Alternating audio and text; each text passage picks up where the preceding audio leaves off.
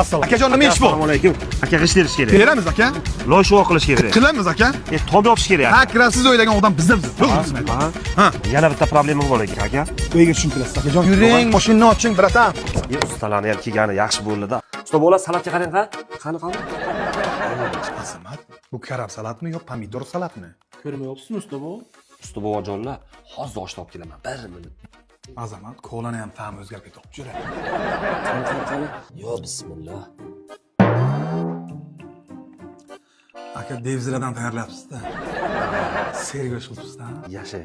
Azamat, go'shi bilan, jura, go'shi bilan.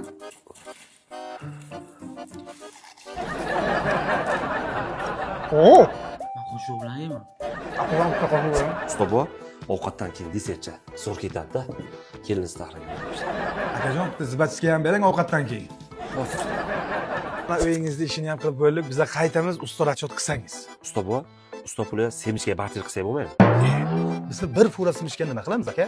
Usta bobojon, ishlaganlaringizni ko'rdim men. Bir qop semishga ham arzimaydi.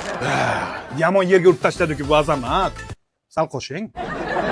Qo'shandasi, to'yonasi, bonisi, xolasiya, tog'asiya, pochchasiya, ustalarga, qudilarga ham mana. Hali ham simishgachilikka ishladik.